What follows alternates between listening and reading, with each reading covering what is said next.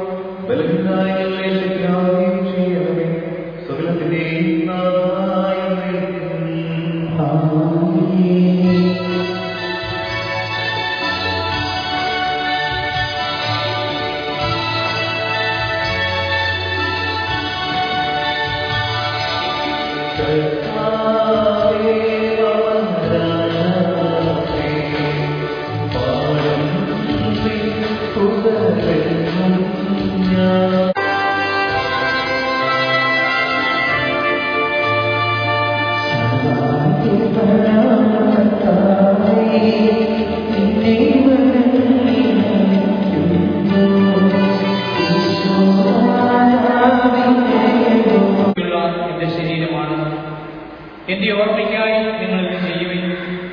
അപ്രകാരം തന്നെ അത്താഴത്തിന് ശേഷം പാനപാത്രമെടുത്ത് അരുൾ ചെയ്തു, ഇത് എന്റെ രക്തത്തിലുള്ള പുതിയ ഉടമ്പടിയാണ്. നിങ്ങളിത് പാനം ചെയ്യുമ്പോഴെല്ലാം എന്റെ ഓർമ്മയ്ക്കായി ചെയ്യുവിൻ. നിങ്ങൾ ഈ അപ്പം ഭക്ഷിക്കുകയും ഈ പാത്രത്തിൽ നിന്ന് പാനം ചെയ്യുകയും ചെയ്യുമ്പോഴെല്ലാം കർത്താവിന്റെ മരണം അവന്റെ പ്രത്യാഗമനം വരെ പ്രഖ്യാപിക്കുകയാണ് ചെയ്യുന്നത്. തന്മൂലം ആരെങ്കിലും അയോഗ്യതയോടെ കർത്താവിന്റെ അപ്പം ഭക്ഷിക്കുകയും പാത്രത്തിൽ നിന്ന് പാനം ചെയ്യുകയും ചെയ്താൽ അവൻ കർത്താവിന്റെ ശരീരത്തിനും രക്തത്തിനുമെതിരെ രക്ഷ ചെയ്യുന്നു. അതിനാൽ ഓരോരുത്തരും ആത്മസംബന്ധം ചെയ്തതിനു ശേഷം ഈ അപ്പം ഭക്ഷിക്കുകയും പാത്രത്തിൽ നിന്ന് പാനം ചെയ്യുകയും ചെയ്യട്ടെ.